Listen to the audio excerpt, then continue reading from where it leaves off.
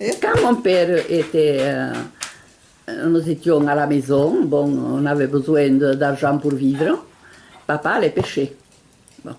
Et comme c'était un des meilleurs pêcheurs de la vallée, on venait chercher des truites pour les mariages.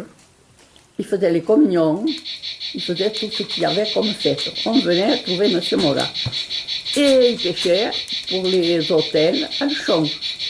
Alors, le matin, on partait aller livrer les truites et on remontait, des fois à pied, d'autres fois en vélo, quand on en avait un.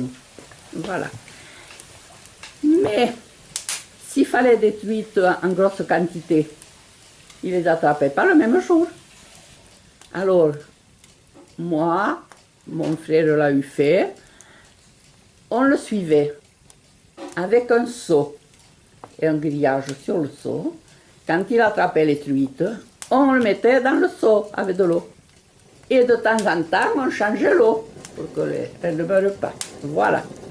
Et quand on arrivait à la maison, devant la porte, il y avait un robinet. Il y avait l'eau de la commune. On mettait une lessiveuse. Et là, on mettait les truites. Avec un grillage, évidemment, l'eau courante, jusqu'à ce qu'il ait la quantité de poisson voulu. Voilà comment on faisait. Morat, lui, il allait pêcher. À la ligne. Et il allait les mettre dans le... Conserver. Il venait voir Jean Morat, il lui disait, voilà, il me faut tant de truites pour le repas. Voilà. Et lui s'arrangeait dans la semaine. Dans la semaine, le matin ou le soir, après être allé faucher, hervéger, et suivait avec le seau pour que les truites ne meurent pas. Alors on les mettait dans le seau et de temps en temps on changeait l'eau. Voilà, pas d'abreuvoir, il n'y avait pas d'abreuvoir. Papa, il leur tordait le cou et puis on donnait la quantité. Il les tuait au dernier moment. Ah oui, toutes fraîches. Toutes fraîches. Et il les éviscérait lui-même, c'est-à-dire il leur ouvrait le ventre, il leur enlevait les tripes? Non. Si on lui demandait, on le faisait, maman le faisait. Mais si on ne lui demandait pas, on donnait les truites telles que. Si par exemple il y avait un mariage de 50 ou de 100 personnes, il lui fallait au moins une truite par personne. Des fois on allait ici, d'autres fois on allait à la vallée d'Oué. À ce moment-là, il y avait du poisson.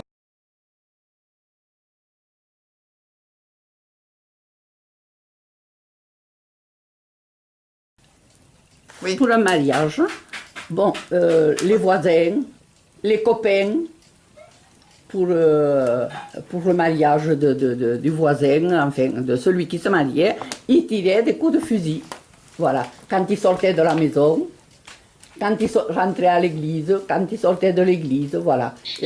On appelait ça la barrière, voilà.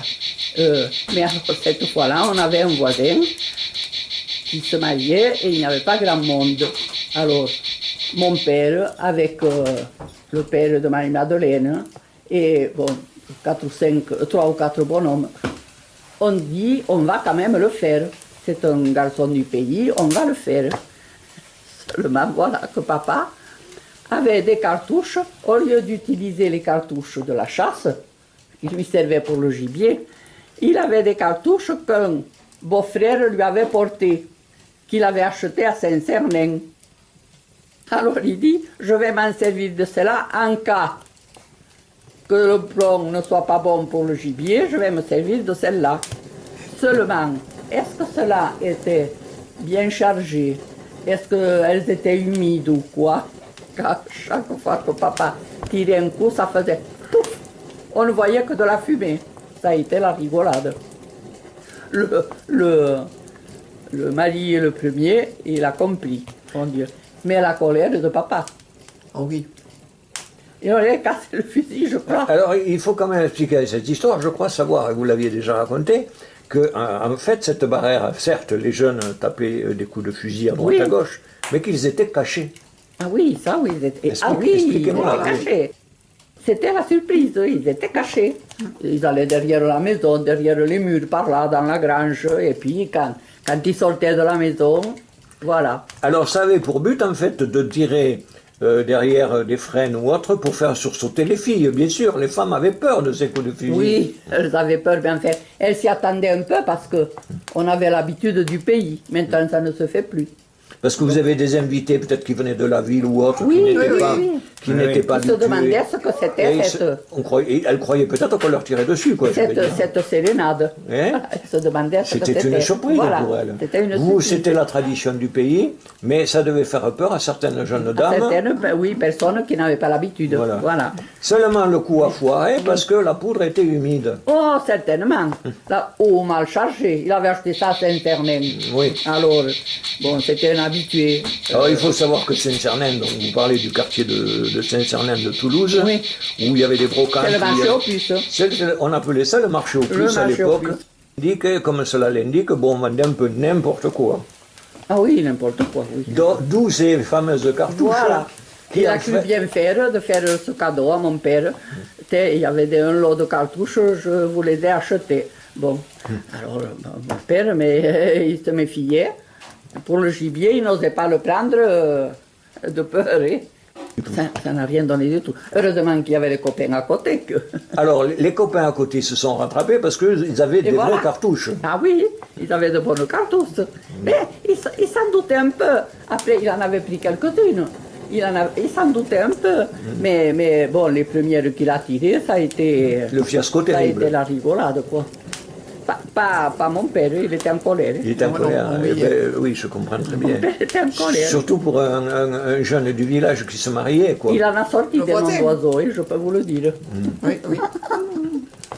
Il devait avoir la colère parce que sa réputation, quelque peu, Les gens n'ont pas vu qui c'était. non, la réputation, non, puisque non. c'était fait cacher. Les copains l'ont su, ce qui était avec lui, quoi. Oui, oui.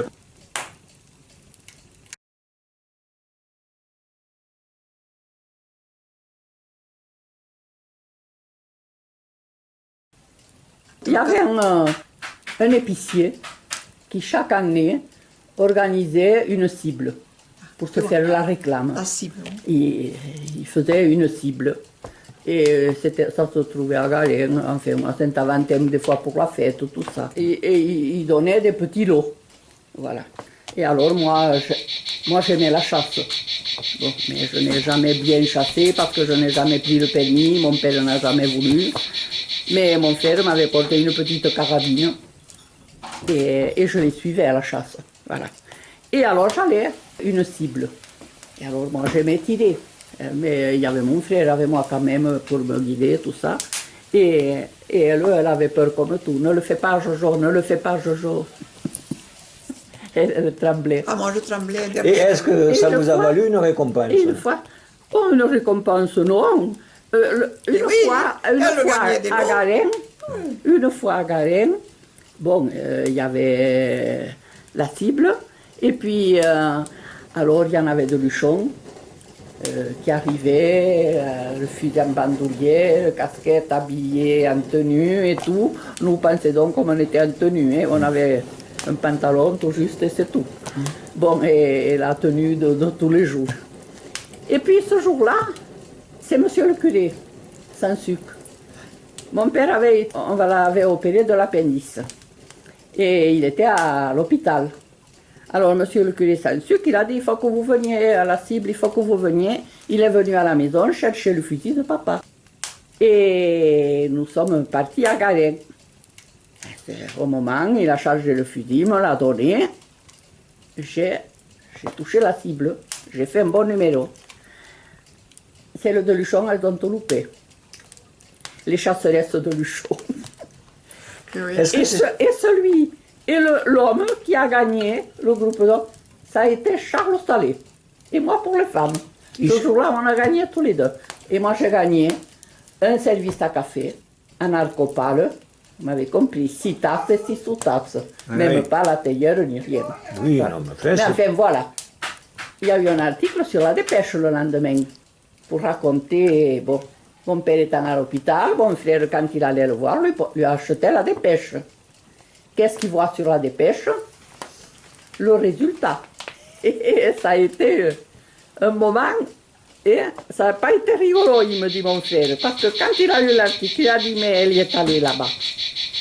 ça est interdit d'y aller sans personne pour la surveiller. Et quel fusil de quel fusil elle s'est servie? Aïe. Bon, mon frère ne le savait pas, il n'a pas pu lui expliquer, ce n'est qu'en revenant. Est-ce que vous vous avez indiqué que c'est le curé Saint-Sucre Mais qui était bien là sûr. l'histoire? Bien sûr. Putain de curé.